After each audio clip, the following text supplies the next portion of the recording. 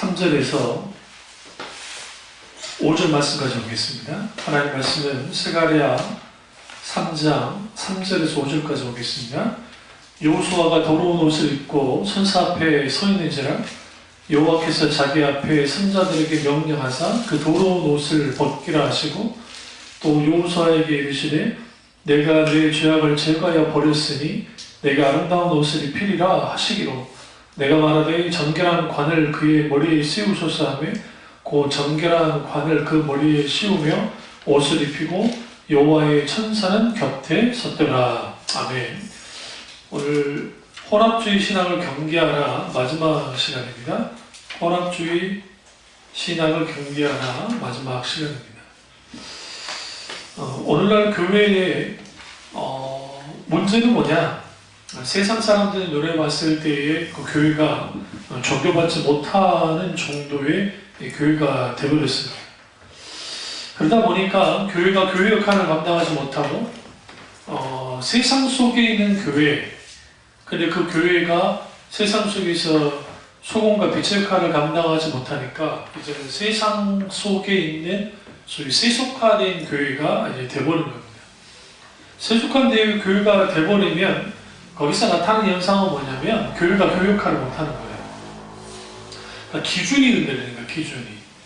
예를 들어 이겁니다. 우리가 오늘날 교인들이 그 세상 사람들과 똑같이 그 주일을 어떤 개념으로 이해를 하냐면 6일 동안 열심히 일하고 뭐 요즘에 토요일날 쉬긴 하지만 쉬고 난 다음에 쉬는 날 정도로서의 주일을 생각합니다. 요즘 우리가 달력 생각해보세요. 달력. 옛날에 달력은 어떻게 돼 있었죠? 주일이 뒤쪽에 있었어요. 기억나세요? 월, 화, 수, 목, 금, 토, 주일. 그런 식으로 돼 있었던 거예요. 그러다가 어느 날인가 이제 주일이 전 앞에 있고, 그 다음에 월, 화, 수, 목, 금, 토 가죠? 그게 선정적인 거예요. 오히려. 뭐냐? 하나님 그분을 만나고 또 그분으로부터 은혜의 공급을 받고 난 다음에 그 다음에 일주일간 살아가는 거예요. 근데 세상 사람들은 일주일 동안 살다가 일요일날 쉬는 거예요. 그 맛에 사는 거죠. 그러니까 예수 믿는 사람들도 오늘날 너무나 많은 경우 그렇게 되어버렸어요. 다시 말하면 주일 중심 혹은 하나님 중심이 아니라 자기 중심적인 게 된 겁니다. 그러다 보니까 주일에 대한 약화는 뭐의 약화로 이제 되어지냐면 예배에 대한 약화가 됩니다. 주일 예배에 대한 약화가 되니까 그냥 예배에 그냥 참여하면 되는 걸로 끝나는 거예요. 예배는 참여하는 걸로 끝나지 않아요. 왜냐하면 예배는 공연을 보러 가듯이 가서 공연을 보는 게 아니기 때문에 그렇습니다. 예배는 철저히 참여해야 됩니다. 그리고 그 참여할 때 그냥 참여하는 것이 아니라 성령의 인도를 받고 성령의 친밀한 교제 가운데 하나님이 어떤 예배를 원하시는지를 묻고 그리고 주님 앞에 예배로 나와서 예배 드려야 되고 또 하나님이 말씀하시니까 하나님 말씀이 내게 주어졌을 때 그 말씀을 나의 말씀을 받아들이고 그리고 풍성한 하나님의 은혜를 누리기 시작할 때 그로부터 공급을 받아서 이제 일주일 동안 또 하나님 은혜 가운데 살아가는 것 그것이 예배입니다. 예배 모든 핵심은 하나님을 향해 있죠. 문제는 뭐냐면 그러지 못하는 거예요.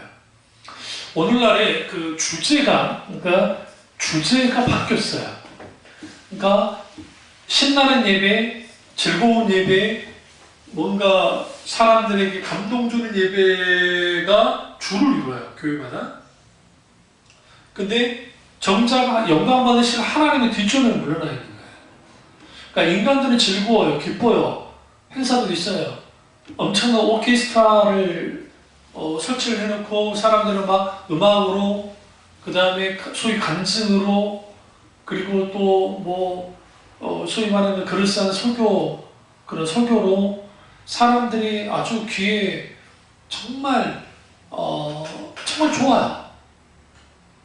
듣기도 좋고 정작 하나님이 원하는 예배가 어떤 예배인가 라는 진짜 질문이 없습니다.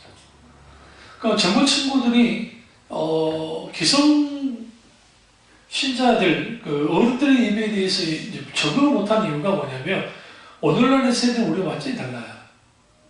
완전히 뭔가 신나고 즐거워요. 스마트폰이 사람을 어떻게 바꿔놨냐면 빨리빨리 움직이죠. 정보도 빨리빨리 오죠. 그러니까 설교고 예배고 빨리빨리 끝나야 돼요.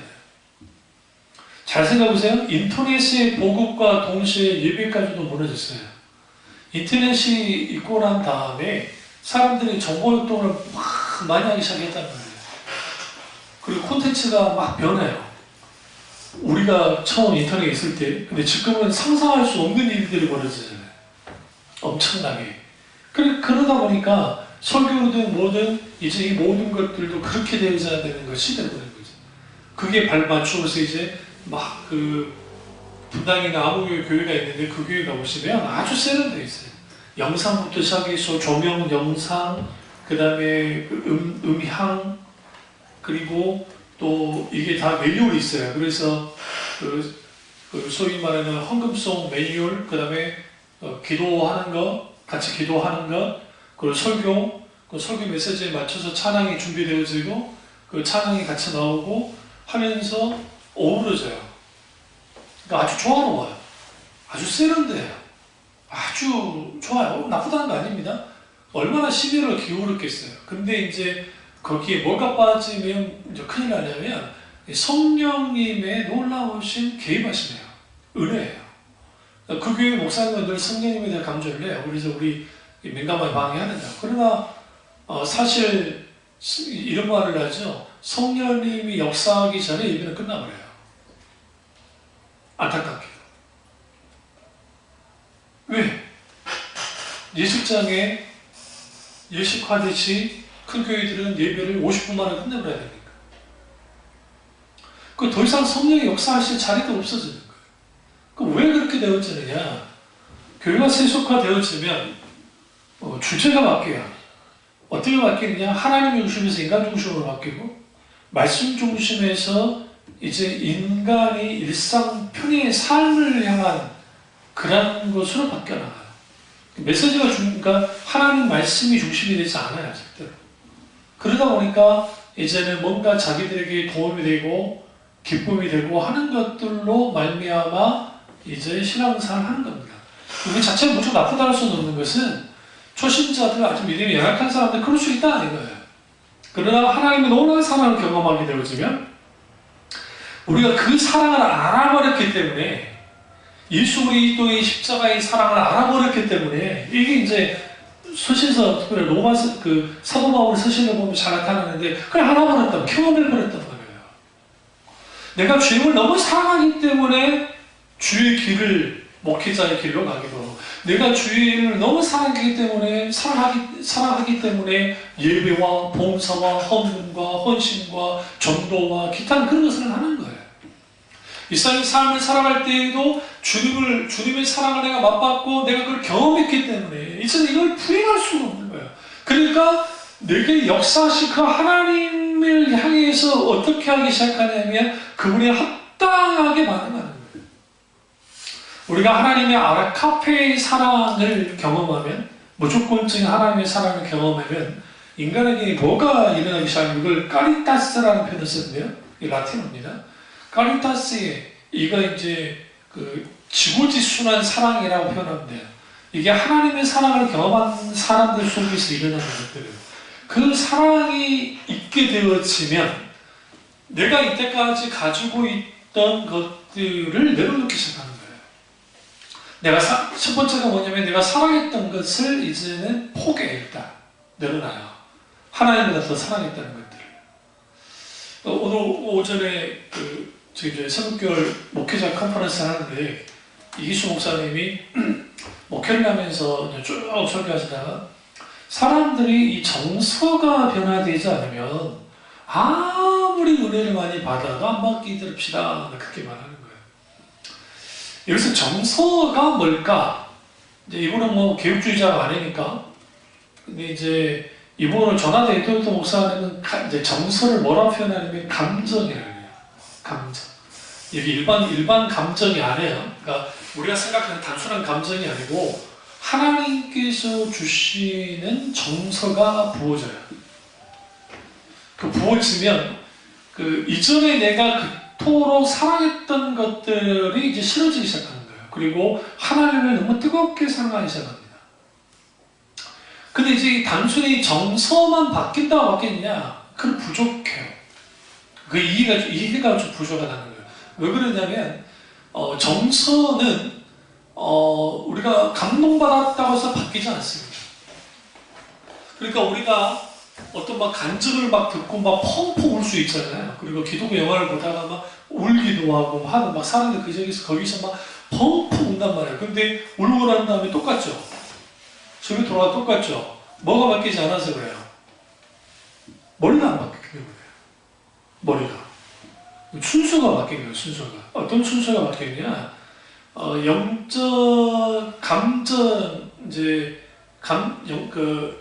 신앙 감정론이라는 책을 조나 에드워드 목사님이 썼는데, 사람들이 결국은 바뀌려면 하나님의 말씀이 우리의 지성이 침투해 들어와야 돼요. 말씀 우리를 깊이 파고 들어와야 돼요. 들어와서 내 머리를 먼저 바꿔야, 생각을 바꿔야 돼요. 그러니까 우리 한번 잠깐 가보시면 이 번역이 좀 문제가 있는데, 로마서 12장 2절을 한번 가보시면, 로마서 12장 2절을 보면, 너희는 이 세대를 보았지 말고 오직 마음을 새롭게 하라 때, 이 마음이라는 표현이 좀 이게 좀 잘못된 표현이에요. 왜 그러냐면 오히려 헬라어 원전에는 생각이에요. 혹은 사상. 이게 확실합니다. 그러니까 너희는 뭐가 생각, 오직 생각을 혹은 사상을 새롭게 함으로 변화를 받아라. 우리가 마음을 새롭게 함으로 하면 그냥 마음이 어떤 변화를 가져서 새롭게 되는가 보다 생각하잖아요. 근데 절대로 여러분 가치관과 세계관이 변화되지 않는 상태에서 진정한 변화는 없어요. 그러니까 우리 교회에서도 막 성령의 기름 부음을 그렇게 경험하고 막 놀라운 하나님의 역사를 경험해서 바뀌지 않는 이유가 뭐냐면 생각과 가치관이 변화되지 않아서 그래요. 그래서 그 세속 오늘 이제 그 제목이 혼합주의 신앙을 경계하니까, 혼합주의의 가장 큰 핵심이 하나님의 말씀과 세상 것이 섞여지는 거거든요. 섞이는 거예요. 계속 섞이는 거예요. 섞이는데 그게 1차적으로 나타나는 현상이 세속화예요. 세속화에서 한 걸음 더 나가면 무슨 일이 벌어지냐면 이제 여기서 이제 무신론이 오는 거예요. 그러니까 이게 이제 소위 기독교 무신론. 그러니까 목사님 그 말이 됩니까? 아니, 기독교 무신론에 빠져요. 어떤 식의 기독교 무신론에 빠지냐면 소위 말하는 이신론에 빠지는 거예요. 이신론이라는 말은 무슨 말이냐면 내가 하나님을 믿긴 해요. 그런데 그 하나님이 오늘 내 삶 속에 역사하는 하나님을 믿지는 않아요. 무슨 말인지 아시죠? 이게 이신론이에요. 그러니까 하나님은 계세요. 그리고 자연 법칙대로 하나님을 흐르도록 해놨어요. 그렇게 병들면 의사에게, 어떤 영적인 병이 들어서 목사에게 그런 논리로 다 바꿔요. 하나님이 치유하실 거라는 생각조차도 하잖아요. 하나님 어떤 기적도 일으킨다고 생각하지 않아요. 이게 이신론이에요. 근데 이게 교회 안에 들어와신 무신론적인 이신론에 딱 빠지게 되어지면 이제는 이거예요. 설교할 때 목사님이 구약에 이런 놀라운 역사가 있었습니다. 이런 역사가 있기를 주님을 축원합니다 하면 그게 교훈적으로 끝나는 거예요. 교훈. 내가 이렇게 교훈을 얻는 것 정도로 끝나는 거예요. 예수 그리스도의 2000년의 십자가의 죽음이 나의 사건이자 우리의 사건이 되어져야 되는데, 그 사건이 결국은 뭐가 되어지냐면 교훈으로 끝날 수 있단 말이에요. 아니면 좀 감동받는 거, 감동받는 거. 근데 그걸로는 되지 않는다는 거예요. 예수 그리스도의 십자가의 죽음이 나의 죽음으로서 경험되어져야 돼요. 성령님의 현재화의 역사 속에서. 예전에 다 설명했습니다. 여러분 다 까먹겠지만. 성령의 현재화 역사가 말은 무슨 말이냐면, 성령께서 2000년 전에 이제 예수 그리스도 십자가에서 돌아가신 그 주님이 오늘 지금 이 시간에 내게 동일하게 역사하셔서, 그러니까 예수 그리스도의 십자가의 사건은 단회적이고 한 번의 사건이었지만 이것으로부터 나오는 파생되어지는 십자가의 능력과 은혜를 마치 동일한 선상에서 경험하는 역사를 하신단 말이에요. 그리고 실제로 내가 예수 그리스도와 함께 십자가에 못 박혀 죽은 것 같은 놀라운 하나님의 감격과 감동을 경험하게 됩니다. 그렇게 되어지면 거기서 뭐가 깨지기 시작하냐면, 내가 이전까지 괜찮은 사람인 줄 알았는데 아니라는 걸 분명히 절감하기 시작해요. 내가 예수 그리스도를 믿을 만한 사람도 아니고, 죄송합니다. 나는 잡놈에 무관하다고 생각하는 거예요. 하나님 앞에. 그리고 자기를 향한 처지인식이 분명하게 되어져요. 자기 처지인식이 분명하게 되어지면 뭐가 바뀌어지냐면 기존에 내가 가지고 있던 나는 좀 그래도 괜찮은 사람이고 나는 좀 선한 사람이고 내가 뭔가를 해서 신을 기쁘게 해야겠다는 생각이 이 모든 걸 다 내려놓기 시작하는 거예요. 거기로부터 변화가 일어나는 거예요. 그러니까 사실상 그 행동의 변화가 되지 않는 사람들은 사실상 뭐의 변화가 없는 사람들이냐면 생각의 변화가 없는 사람들, 사상의 변화, 가치관, 세계관의 변화가 없는 거예요. 그 변화가 있어야 된다는 거예요. 사도 바울이.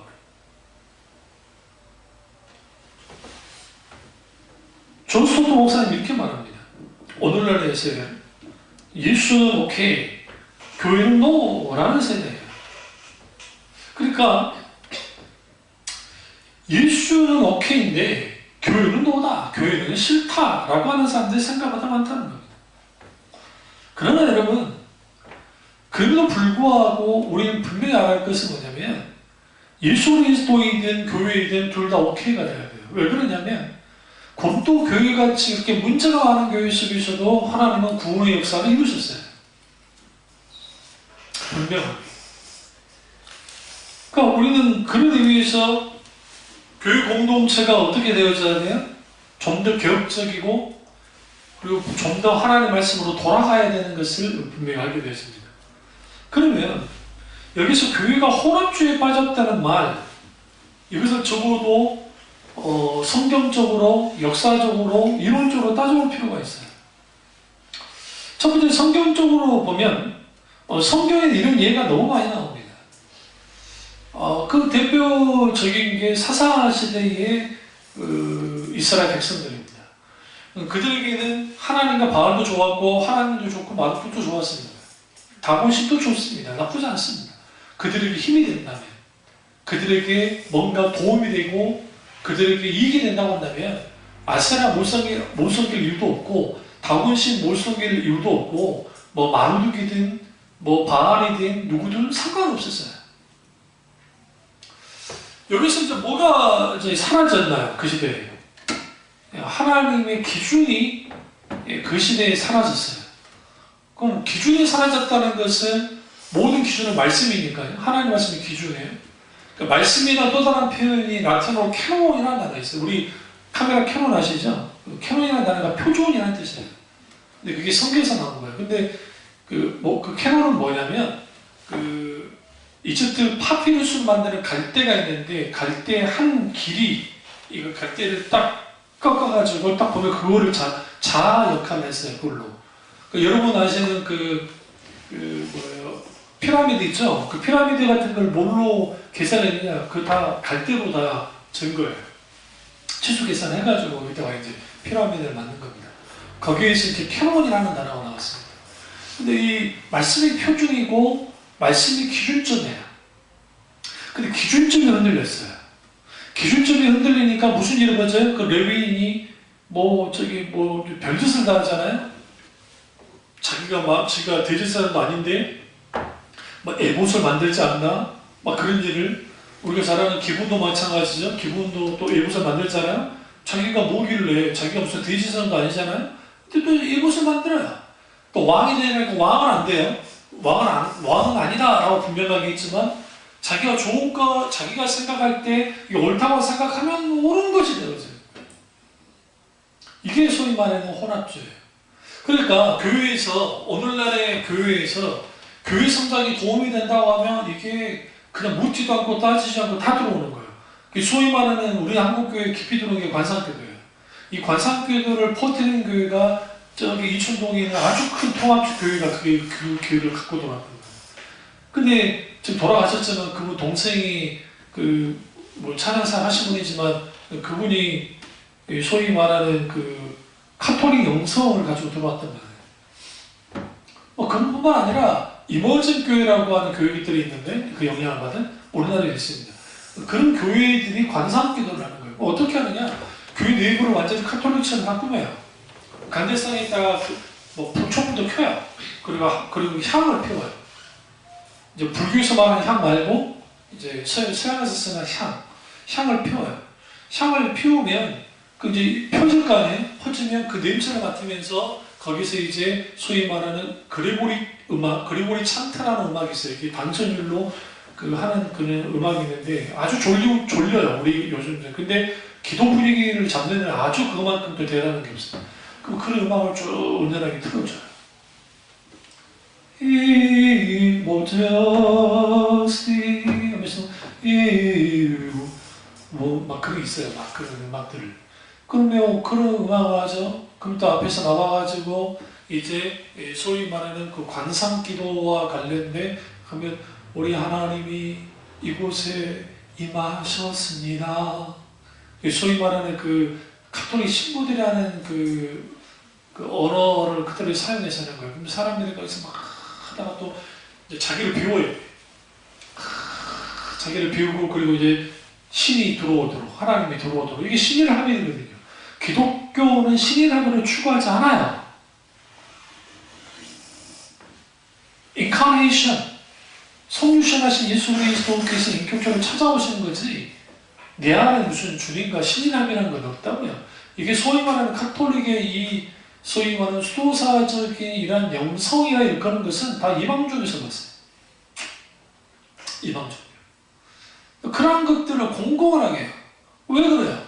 기존 교회가 뭔가 좀 가볍잖아요. 가볍게 보여요. 그러니까 소복의 신부님 한 분이 이제 내한했다가 우리나라 좀 큰 교회에 다니다가 그분이 나가면서 한마디 했다잖아요. 천박스럽다고. 교회들이. 교회 건물은 크고 화려하고 끝까지 좋은데 프랭카드가 뭐냐? 뭘 말이냐는 거예요. 도대체 교회 안에. 우리도 여기 프랭카드 있잖아.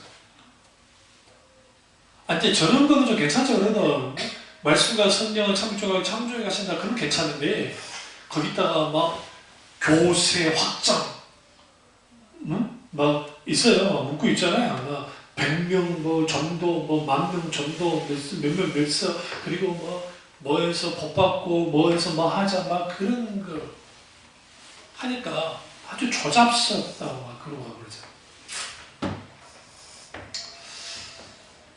그리고 그 안에다가 교회 안에다가 그럴듯한 뭐 소위 자기들이 말하는 선물들을 많은 놔두면 그거 다릅니까? 그것도 웃긴 거예요. 그것도 개혁교회는 최소화시켰어요. 그렇다고 해서 거기에 건물에 아주 의미가 없는 것도 아니지만 그렇다고 건물을 중심으로 하지 않았기 때문에 그렇죠. 그러니까 세속화되어지면 세상적인 것들이 그렇게 들어와요. 그러니까 자기들은 영적이라고 생각하지만 그게 영적이지 않아요. 오늘도 오후 그 컨퍼런스 설교를 쭉 들었는데 백석대학교 신대원 신학교 교수님이 이제 설교하더라고요. 그냥 아주 강해요. 그리고 본인이 가르치고 있는 것들이 다 무슨 진리인 것처럼 함부로 막 그렇게 말하더라고요. 근데 웃긴 게 뭐냐면 누구도 100% 수가 없어요. 그러니까 아무리 대단한 소위 말하는 대학자라 할지라도 그래서 이 사람이 진짜나 가짜나를 어떻게 할 수 있냐 이분을 말하는 게 아니에요. 일반 세상 학문도 마찬가지고 또 교육서도 마찬가지고 아주 단정하는 사람들이 있어요. 이거야!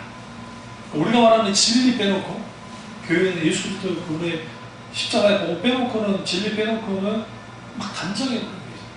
심지어는 오늘 뭐 사탄을 무조건이 다 가둬버렸다나? 이분이 왜 그런 말을 하게 되냐면 이 사람이 이제 무천년주의자로서 이제 이걸 쭉 들어봐야 해요. 무천년주의자로서 이미 주님의 초림과 함께 그렇게 가뒀다고 보는 거야.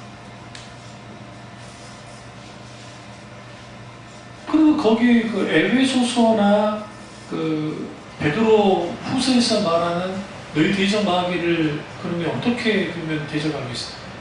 그럼 잡혀야 되는데. 그 졸렬눈만 돌아다니는 겁니까? 그건 아주 편협한 해석이에요.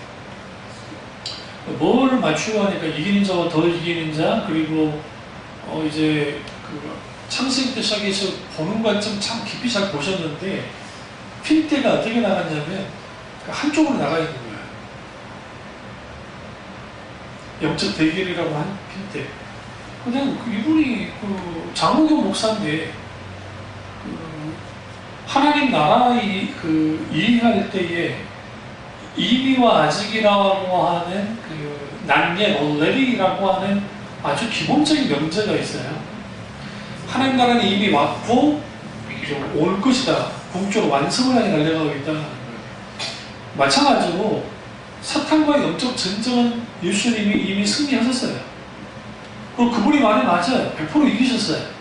이미 전쟁은 끝난 거예요, 사실은. 그러나 그것은 우리 쪽에서는 끝났다 할지 모르지만 원수가 졌지만 졌다고 인정 안 하잖아요. 끝까지 저항하고 있어요. 저항하고 있는 거예요. 다시 말하면 이거예요. 세계 2차 대전 때 노르망디 작전을 이제 펼칠 때 우리는 뭐 노르망디 영화를 보면 우리는 뭐 하웨이 딱 가가지고 끝나고 그래서 막 그게 나오잖아요. 그렇지 않아요. 계속 됐어요. 한 번 가면 데리고 또 한 번 가면 데리고 하면서 밀고 밀리는 상황에서 노르망디가 있는데 프랑스의 노르망디라고 하는 해변으로 이제 연합군의 수십만 군병이 이제 군대가 그쪽으로 탁 들어온단 말이에요. 딱 들어왔을 때 독일군 그 지휘부, 히틀러를 비롯해 있을 지휘부는 뭐라고 딱 이미 단정했냐면 이 전쟁 졌다고 했어요. 알았어요, 지금. 알았는데도 명령을 내렸어요. 끝까지 얘기해야 된다. 끝까지 싸워야 된다. 사탄이 그 꼴인 거예요, 사탄이. 그러니까 막 귀신을 쫓아내고 축사사가 없는 건 아니라고 그분이 인정을 해요. 그러나 사탄은 무적에게 이미 갇혀있고 마지막 불못에 던져질 존재이고 그러니까 이미 이제 영적 전쟁은 이미 끝난 전쟁이고 그러니까 그걸 가지고 왈가왈부 할 필요 없다. 그러한 것을 보면 이분이 어떤 분인지를 알 수 있어요. 그러니까 아주 독선적일 수 있어요. 그분보다 더 뛰어난 대단한 학자들 많죠. 그 칼빈센터 시작해서 기타 등등 많은 그 개혁주의자들의 대단한 분들이 많은데 그분들이 특별히 자기들이 어떤 신학적인 것을 논할 때에 그것이 무조건 절대적인 적은 없어요. 실수가 있기 때문에. 그럼 그런 걸 잘못 받아들이잖아요. 이제 지금 그 목회자 컨퍼런스니까 목회자들 중에 이 양반의 가르침을 분별력이 없어가지고 그대로 받아들이잖아요. 그럼 그대로 써먹자. 이게 환장할 일이에요, 이제. 평신도는 말할 것도 없어요. 이건 좋은 가르침 많아. 그러니까 내용을 쭉 들어보면 아주 방대한 것을 아주 잘 이해하고 있는 분 중에 한 분이에요. 내가 봐도. 그럼에도 불구하고 자기도 모르는 독서원에 빠져 있고 또 하나는 주는 그리스도시여 살리신 하나님의 아들입니다라고 하는 그 의미 속에서 그리스도라고 하는 의미를 이분이 이제 땅에 딱 떨어뜨렸더라고요. 그러니까 그것은 이름이고 소위 그 자기 논리를 가지고 말하는데 그렇지 않아요. 왜 그러냐면 마르다가 똑같은 이제 뭘 합니까? 고백을 하죠. 요한번 가보실래요? 차라리 요한번 가서 제가 그 요한복음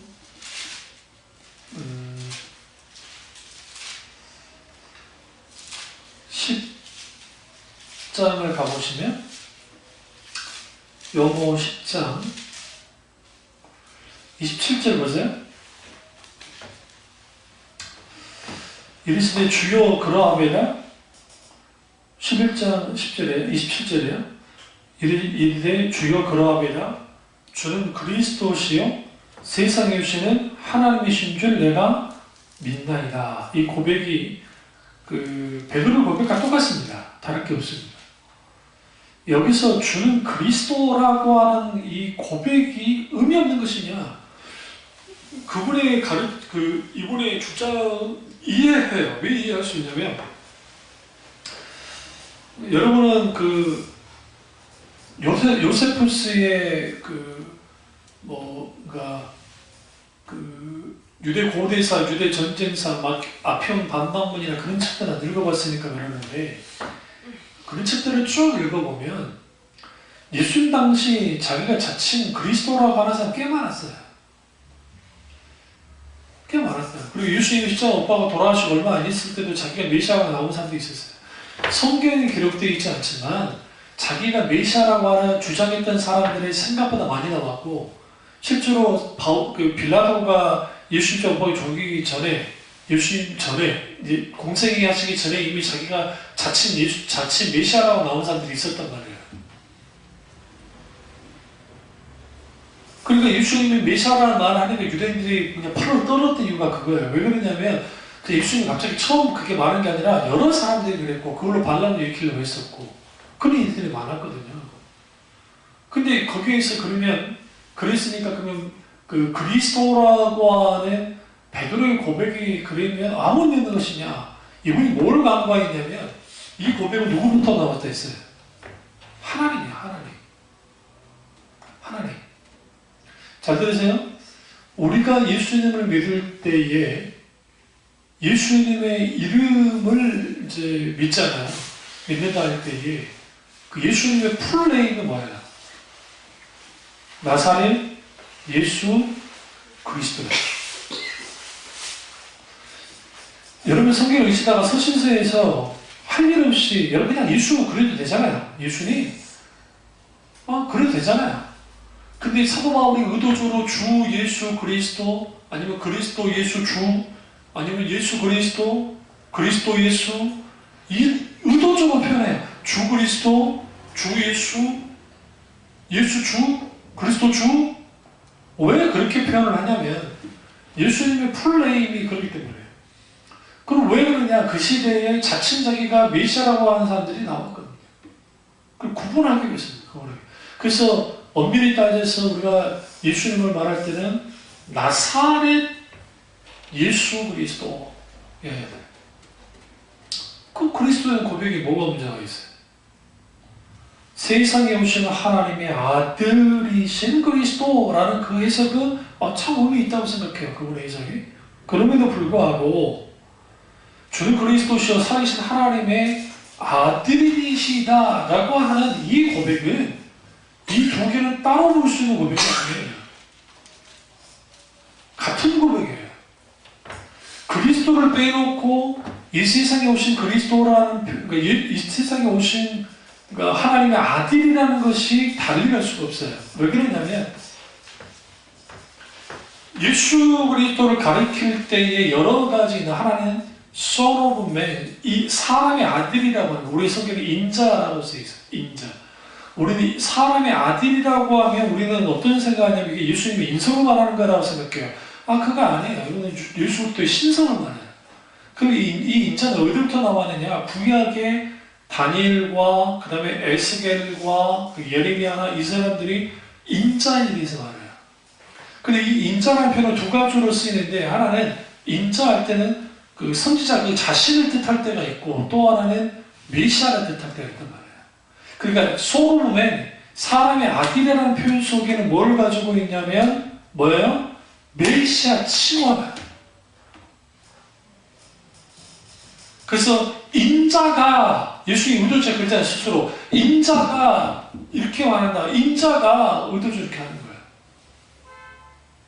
그러니까 자기가 가지고 있는 신학적인 지식이 뭐 박사가 아니라 뭘 받았다 할지라도 거기에서 그러한 고백이 실질적으로 그 깊이 딱 들어가 보면 그게 아니라고 딱 단정해버리면 안 됩니다. 그럼 왜 그런 일들이 벌어지냐면 통전적인 성경 이해가 필요해요. 이분이 이제 수미상관법이나 막 그런 게 뭐 대단한 성경에 쓰인 것처럼 말하는데 그거는 신대원 1학년 때 이미 다 배우는 거예요. 수미상관법이라는 건 무슨 말이냐면 앞에서 시작된 것과 마지막이 어떻게 똑같이 연결되어 있는 거예요. 같이. 이 성경은 그렇게. 그래서 우리가 창세기를 쭉 보다 보면 창세기가 계시록과 관계가 돼요. 자연스럽게. 창세기가 로마서가 이해가 되고, 레위기가 그 히브리서와 연결이 되지만 그럼에도 불구하고 신명기도 마찬가지고, 그러니까 여러 가지 되죠. 그러니까 우리가 성경을 깊이 이해할 때도 보는 눈이 필요한데, 이제 문제는 이 말을 하는 거예요. 세속화가 되면, 이제 교회가 세속화가 되면 반작용이 있어요. 극단적인 근본주의로 가는 거예요. 그러니까 극단적 근본주의로 가는 이유가 뭐냐면 이제 자기를 지켜야 된다 생각하기 때문에 반작용은. 소위 성경대로 믿는 사람들이라고 하는 그 책자라든지 그런 거를 이제 그분들이 펴내는 월간지라든지 그런 걸 잠깐 읽어보면 옳은 부분 참 많아요. 그러니까 성경에 대한 해석이 옳은 부분이 좀 많긴 한데, 근데 이제 그걸 좀 더 깊이 좀 들여다보면 여기 면밀히 흐르는 게 있어요. 그게 뭐냐면 소위 킹 제임스 버전이라고 하는 성경만이 유일한 성경이라고 말했습니다. 좀 우스운 게 킹 제임스 버전이라고 하면 킹 제임스라고 영국의 킹 제임스라는 왕의 시대에 성경을 번역한 거예요. 그게 그 번역을 했는데 그게 원전에서 직접적으로 해석한 것도 아니고 사본을 그냥 해석한 건데 그것만이 유일한 성경이라고 가르치는 사람들이 때문에 그 사람들이 이제 믿음의 글들이라고 하는 믿음의 말씀사인가 믿음의 글들이든가 주장하는 분들이 그렇게 하는데, 그러니까 이런 분들이 아주 보수적이고 아주 말씀적인 것 같은데 오히려 뭐에 빠져 있냐면 문자주의에 딱 잡혀 있는. 지금도 퀘이커 보드 같은 게 있어요. 미국에 지금도. 그러니까 미국이 7,000단 국가잖아요. 근데 자기들끼리 그러고 다녀요? 안에 차도 못 들어와요. 마차 보고 다녀요. 그리고 자기들 신앙 지킨다고. 사실상 퀘이커는 거의 대부분 이단입니다. 이단이 됐어요. 율법주의에 빠져가지고. 그러니까 한국도 마찬가지예요. 혼합되어지고 이렇게 교회가 이렇게 이제 세속화되어지니까 반작용으로 극단적 근본주의로 가버리는 거고. 그러면 교회는 어떻게 해야 되느냐? 교회는 철저하게 이제 이 부분을 아우를 수가 있어야 돼요. 근데 아우를 수 있어야 되는데 그럴 힘이 없는 게 문제예요. 힘이. 그 힘은 어디로부터 와요? 두 가지밖에 없어요. 말씀과 성령. 우리 참여중앙교회가 하염없이 말씀과 성령에 대해서 말하면 그렇잖아요. 말씀과 성령이 함께 하셔야 이 시대에 어떻게 할 수 있어요? 정말 조화를 이루면서 온전히 이제 교회를 갈 수가 있습니다. 그런 의미에서 혼합주의에 딱 빠지면 결국은 자기 마음대로 하는 그런 게 성경을 통해서 우리가 그런 것들을 볼 수가 있고, 그 다음에 또 하나는 뭐냐면 이제 이 혼합주의로 되면 이제 역사적으로 한번 보시면 이미 제가 설명을 했지만 역사적으로는 교회가 혼합되어지니까 혼합주의적인 신앙에 빠지니까 이제 수도원이 생긴 거예요. 수도원이 그냥 생긴 게 아니에요. 좋은 의미로 생겼어요. 일단 안토니오라고 하는 최초의 수사가 이제 지금의 이집트 사막 그런 데 들어가가지고 거기서 이제 합니다. 이제 시리아라든지 그런 데 이제 생기는데 그 사막에서 신앙의 순수성을 지키려고 들어갔는데 그것이 신성에 영향력을 끼치는 건 사실이에요. 그러다가 이 사람들이 어떻게 되어졌냐면 신비주의에 빠지는 거예요. 그리고 또 하나는 뭐냐면 소위 말해 자기들이 성인으로 추대가 돼요. 이제 사람들이 성인 숭배하게 되는 이게 돼버리는 거예요. 그러면서 급격하게 뭐하냐면 소위 말하는 타락합니다. 중세로 딱 넘어오면 우리 여러 번 하는 예수회, 도미니크회, 또 프란시스코회, 그다음에 베네딕트회 이런 이 사람들은 이제 그런 수도회가 이제 카톨릭이 많잖아요. 근데 그 카톨릭이 처음 시작할 때에 아주 정말 좋게 시작했어요. 거기도. 저는 예수회만 빼놓고는 나머지는 그래도 좀 좋게 시작하려고 했다고 생각해요. 왜냐면 이그나티우스 로율라가 예수회를 만들었거든요. 로율라는 기독교 우리 개신교 입장에서 원수입니다. 진짜 죽여도 시험찮는 원수예요. 왜 그러느냐? 기독교인들을 학살했어요. 종교교육자를 종교교육하고 난 다음에 실을 말리려고 가는 곳마다 뭐 집단적으로 여자들 뭐 여자고 애들이고 뭐고 다 죽였어요. 그런 사람이기 때문에 그렇고, 그리고 우리 임진왜란 때 우리나라 들어왔던 그 가톨릭 사적으로 예수회 신부들이 우리나라에 들어왔다니까요. 임진왜란 때 피를 먹고 사는 그 예수회 신부들이 그 남미 같은 데 있죠. 그 신부들 막 들어가죠. 예수회 신부들 먼저 들어가요. 그러면 그 다음에 상인이 들어오고, 그 다음에 군대가 들어가고, 그 다음에 나라를 먹어버리죠. 그 일을 앞장섰던 사람이 예수예요. 자기는 아니라고 하면 한번 할 말은 없지만 역사적으로 보면 그래요. 그런데 이제 뭐 그렇다고 그럼 개신교는 안 그러냐? 개신교도 똑같아요. 후에 뭐 개신교도 뭐 저기 영국이고 네덜란드고 똑같이 그랬으니까. 근데 그 사람들 그랬다가 후에 자기들의 세력을 키워서 그 소위 말하는 카톨릭 교회의 타락을 불러오는데 엄청 해놨겠죠. 대표적인 게 토지를 자기들이 만약에 가져가지고 이걸로 막 폭리를 취하는 거예요. 사람들이 굶어 죽는데 그 방치하고 자기들만 배불리 먹는 그런 일들을 벌리죠. 그게 이제 개신교로 보면 이제 역사적으로 혼합주의가 없었느냐? 당연히 있죠. 개신교도 마틴루터의 종교개혁을 통해서 개신교가 탄생됐고, 그리고 그걸 통해서 하나님의 놀라운 부흥의 역사가 나타났어요. 불과 100년도 안 돼서 타락해버렸어요. 그러니까 구호만 남은 거야, 구호만. 생명을 따라버리고. 그래서 그것에 대한 반작용이 뭐냐면 영국의 경건주의 운동이에요.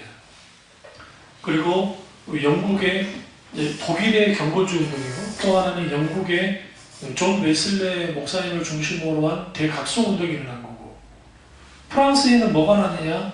프랑스는 개신교가 영향을 끼칠 수 없었기 때문에 대혁명이 난 거예요. 프랑스 피해혁명이. 그러니까 그걸 통해서 이제 프랑스를 중심으로 혁명이 나고 무슨 일이 벌어지기 시작했냐면 소위 종교에서부터의 자유예요.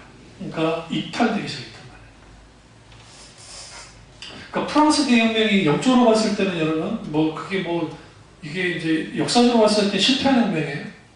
그 이유는 뭐냐면 나폴레옹이 등장과 함께 이게 실패한 거고, 그럼에도 불구하고 프랑스 국기에 박애 평등 자유인가 뭔가 그 깃발을 쓸까 있잖아요. 그걸 가지고 대단하게 하는데, 그거는 자기들이 그렇게 이제 신념을 가지고 그런지 모르지만 신앙적 입장에서 보면 이게 아주 위험한 것이었어요. 그게 이제 개신교 국가들 안에서도 그 영향을 엄청나게 받아요. 그래서 이탈하는 거예요. 그게 어디까지 영향을 끼치냐면 미국까지 영향을 끼쳐요. 그러니까 미국이 독립운동, 독립전쟁이 일어난 게 아니에요. 프랑스 대혁명의 씨앗이래요.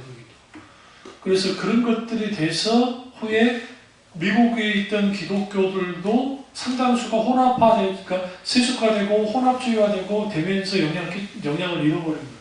그때 하나님이 또 부흥을 일으키죠. 저런 에드워드 목사님을 통한 제1차 대각성 운동이 일어나는 거예요. 그렇게 역사를 흘러가고, 이론적으로는 뭐냐? 이론적으로는 좀 시간 가지면 좀 이거 나오고 하겠습니다. 마지막 시간에. 이론적으로는 세속화는 어떤 면에서는 필연적이에요. 그 이유가 있어요. 신앙의 본질에서 떠나면 세속화되는 것은 당연한 거예요. 그러니까 이길수 목사님 말씀처럼 성령이 놀라운 역사를 경험했고, 그런데 정서적으로 변화되지 않는 사람이 다시 돌아가게 될 때 이게 이 상황이 더 안 좋아진다는 거예요. 차라리 하나님의 역사를 경험하지 못했으면 괜찮은데, 마세라도 좀 보니까 이제 이 사람들이 무엇을 짓냐면 소위 말하는 신앙적 변태가 생기는 거예요. 변태. 이런 표현하면 좀 웃기지만 신앙적인 변태가 생기는 거예요. 그러니까 자기들이 이걸 좀 더 과격한 표현을 쓰면 신앙의 괴물들이 만들어지는 거예요. 어느 정도 조금 말씀 봤으니까 알아요. 아는데 실제로 그 말씀 가지고 직접 변화되지는 않았어요. 그러다 보니까 이제는 하나님의 어떤 성령 기름과 임재와 역사 속에서도 그들이 진짜로 바뀌어지지 않아요. 차라리 그 맛을 안 보는 게 좋았죠. 네. 안 보는 게. 그게 그렇게 되는 거예요. 제가 이 설교가 좀 딱딱하다는 왜 여러분 들으셔야 되냐면 역사적으로, 성경적으로, 그 다음에 이론적으로도 보셔야 돼요. 분명히 살펴봐야 돼요. 그럼 이 이론은 어디부터 나왔느냐? 세속화, 오늘날 시대의 세속화의 이론은 교회 성장주예요. 성장론이에요. 그러니까 그 교회 성장론이 우리나라에 들어와서 소위가 급격한 성장을 추구하기 시작했습니다. 그러면서 뭐가 그게 결합되어지냐면 적극적 사고방식, 그 본용주의, 그리고 그 존 두이의 실용주의가 원래 미국에 시작됐는데요. 이게 넘어와서 그 기독교 실용주의로 바뀌었고, 그 기독교 실용주의가 한 단계 더 나아가니까 이제 마케팅 전략, 그리고 심리학과 소위 상담학을 이용하기 시작하고, 그러면서 이제 이거예요. 원래는 이 표현이 좀 웃긴 표현이지만 원래는 성경이 교과서고 나머지가 참고서 역할이었는데 이제는 바뀌었어요. 이제는 성경은 참고서일 뿐이고 이제는 세상적인 것이 뭐가 되냐면 이제는 교과서가 되는 거예요. 그러니까 이제 쭉 이렇게 되는 거예요. 자기들의 이론을 성경에서 계속 뒷받침해 주는 거예요. 자기들 먼저 또 이론하면 이게 성경적인 것이야 하면서 계속 성경적인 것이야, 성경적인 것이야. 그러니까 성경은 어떤 거예요? 자기들의 이론이 합당한 거라는 것을 소위 뒷받침하는 정도로서 끝나버리는 거예요. 그러니까 강단에서 선포되는 메시지의 상당수가 이제는 심리학적이고 소위 말하는 세상적이고 어떤 그런 것들이 있는데 성경을 거기서 뒷받침만 해주고 그냥 이거는 성경적인 것이야 하니까 그 설교를 듣고 있는 사람들이 무슨 일을 벌이지냐면 똑같이 세속화되는 거예요. 혼합주의, 그러니까 영적인 혼합주의에 빠지는 거예요. 그 혼합주의에 빠지면 분명하게 생기는 게 뭐냐면 영적 분별력이 사라져요. 영적 분별력이 사라지면 무슨 일이 벌어지냐면 이게 참인지 거짓인지를 몰라요. 분별력이 없어요. 그래서 우리 참여자 교우들은 이것에 대한 분명한 뭐가 필요해요? 이해가 필요합니다. 그러려면 영적으로 보는 눈이 필요하고 정말 혼합주의 신앙을 경계함을 통해서 성경에서 말하는 하나님 중심의 신앙, 그 신앙이 굳게 서기를 주님의 이름으로 축원합니다. 기도하겠습니다. 기도하실 때 오늘